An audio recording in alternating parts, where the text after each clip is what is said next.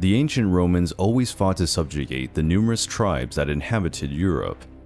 The Celts were impressive enemies who forced even the great Julius Caesar to spend many years warring in Gaul until they were finally defeated. But there was also a people so cruel and savage in battle that they were considered barbarians even by the Celts, the Germanics. As with the Celts, the Germanics were not exactly a unified people. They were divided into many different tribes, sharing the same language, religious beliefs, and culture in general. They inhabited Germania, a large region dominated by the Romans, which nowadays comprises Germany, Austria, the Netherlands, Belgium, and part of France. Germania is a land of hills occupied predominantly by dense forests and some swamps. With tall trees close together, they create an almost constant blanket of shadows and mist on the ground. Their natural borders are the Rhine River, which separated Germania from Gaul, and the steppes, which separated Germania from Scythia, the land of the fearsome nomadic horsemen. In this dark and hostile environment, one could find the Germanic peoples. The Proto-Germanic culture originated around 1800 BC.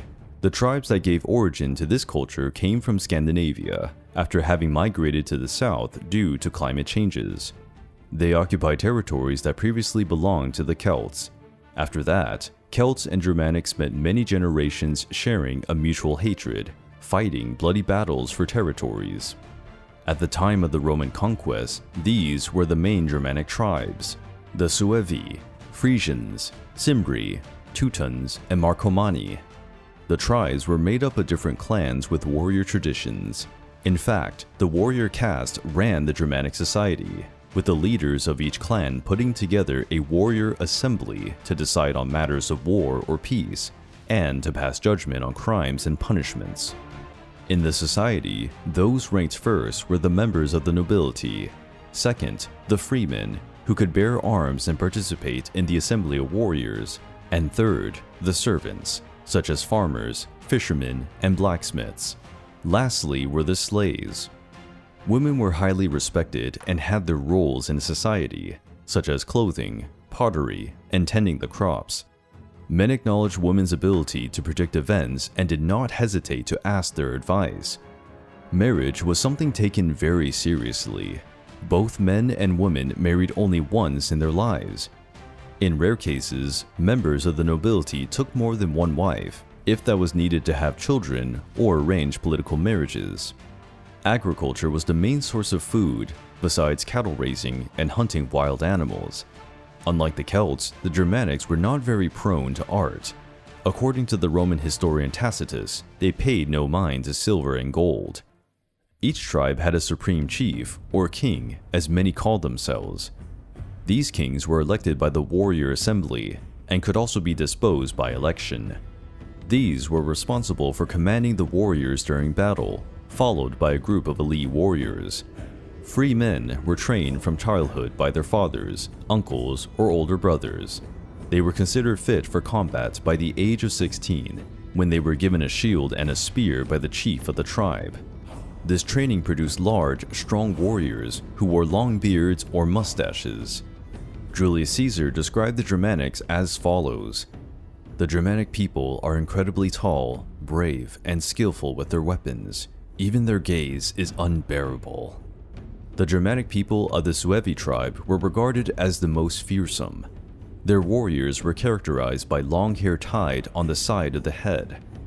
A male skull was discovered in Osterby, Germany, in 1948, still preserving the hair and traditional Suevi knot. The main weapon was the spear, but they also used axes, javelins, slings, long knives, swords, and a somewhat unusual weapon for the time, the wooden club. Albeit a primitive weapon, the club could generate a great impact, breaking shields, bones, and causing injuries even to soldiers who wore armor and helmets. The Germanics were experts in guerrilla tactics and psychological terror, using the forest to ambush and even fight at night. Some warriors painted their weapons and bodies with a black dye, using charcoal mixed with a bit of water, creating a sort of camouflage. Only their eyes were visible to terrify their enemies. They were called the Harii, the ghost warriors. Even in their environment, the Germanics managed to develop a fine cavalry.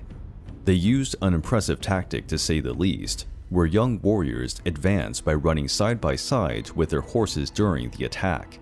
This allowed for a simultaneous cavalry and infantry attack. Dropping their weapons and fleeing from battle was unacceptable. Tacitus mentioned that some warriors committed suicide by hanging when they did this shameful act. Another unusual custom of the Germanic people was to bring their relatives close to the battlefield. By doing this, the men could hear the cries of encouragement from their wives and children while fighting. Most of the time, it was for them that they were fighting. They also wore the skins of animals, including bears, wolves, and wild boars in a ritualistic manner. This custom can be traced back to prehistoric times. They believed that wearing the skins of these animals would grant them strength and courage in battle. The famous berserkers of the Viking sagas have their origin in the Germanic peoples, and the same applies to the deities and stories of Norse mythology. Not much is known about the beginnings of the Proto-Germanic religion. Its origin is traced to the Neolithic period. In some points, it resembles the Celts, such as the veneration of the forces of nature and animals. However, Proto-Germanic religion had unique, somewhat more primitive traits that would be deemed dark today. The priestesses were the main figure in this religion. They were regarded as healers, midwives, and seers, consulting the gods through divination and omens. The priestesses were feared by the Romans. Even the tribal chiefs obeyed their judgments. The Germanic people often did human sacrifices. Hanging the bodies of enemies from trees was a way to make these, while sending a warning to the enemies. There were reports of Roman soldiers panicking, afraid of entering the Germanic forests. Plenty of gods in Norse mythology had their origin in the Proto-Germanic religion, such as Odin, Thor, Frigga, Tyr, who originally had different names. Odin was called Wodenas, the father of the gods, lord of wisdom, death, and trade. Thor was known as Thunaraz, the god of rain and the one closest to humans, since he protected their world and helped with the crops. Frigga was named Frijo, wife of Wodenas. She was the goddess protector of family, woman, and revenge. Tyr was named after Tiwaz, the god of war, courage, loyalty, to whom most sacrifices involving blood were made. The diversity and strength of the Germanic peoples were a tremendous obstacle for the Romans' expansion plans. A clash between the two cultures would be inevitable. The reputation as bloodthirsty barbarians that the Germanic people carried was more than justified. Even the Romans avoided entering the dark Germanic forest too much. The first contacts between the Germanic peoples and Rome happened between 113 BC. During Julius Caesar's campaigns in Gaul, the conflicts between these two peoples grew in impact. The Germanics of the Suevi tribe invaded Gaul and were expanding their borders more and more. The Suevi were commanded by the tribal chief Ariovistus, a fierce warrior who had already managed to accumulate victories against the Celtic tribes. One of these was against the tribe of the Aedui, Rome's newest allies. Taking advantage of the military might of the legions settled in Gaul, the Roman Senate urged Julius Caesar to fight the Germanics, claiming that they would be an even greater threat if other tribes crossed the Rhine River. With the arrival of Caesar and his legions in his territory, Ariovistus put together 120,000 of his warriors on top of a hill. While meeting with Caesar, he declared that he would neither surrender nor leave the territory of Gaul. The Germanic priestesses had warned Ariovistus not to go into battle against the Romans before the passage of the new moon. It was forbidden to shed blood during the changing phases of the moon. Ignoring the warning, Ariovistus started the battle, benefiting from the numerical superiority of his army. After luring the Romans near the Rhine River, the battle initiated and the Germanics attacked with their well-known ferocity, which made their people so feared. For the Germanics, unfortunately, Roman battle tactics proved far superior, and the Germanics were slowly overwhelmed, pushed against the riverbanks. Few were able to cross the river to escape the legions. Following the Germanic custom of bringing their families close to the battle, many failed to flee in time, and almost the entire tribe of the Suevi was wiped out on that day. The Romans continued to invade and conquer territories in Germania in the following years. The Germanics paid a high price for underestimating Caesar's legions, but their revenge against Rome had yet to come. The Romans used to accept young men from noble families of the tribes and nations they subdued. They trained these young men as commanders for the Roman army and to gain the confidence of the people who were now under Rome's rule. One of these young men was Arminius, a prince of the Germanic tribe of the Cherusci. Arminius was trained in the Roman style of combat and became a military officer. Quite early, he showed his aptitude for the task. He earned the right to be considered a Roman citizen and achieved the rank of military tribune, like the rank of captain in modern armies. This is a striking achievement for someone coming from a tribe of barbarians deeply despised by the Romans. During his military career, Arminius was part of the army commanded by Tiberius Claudius, a Roman general of great influence who would become emperor of Rome in the following years. Arminius fought several battles, serving as a commander in the legions during the invasions in Germania, facing and defeating his own native people. This dedication led to Roman members of the nobility to respect and even admire Arminius. Much of the Germanic territories became part of the Roman Empire. The Germanic tribes were forced to pay high taxes to live on their own land.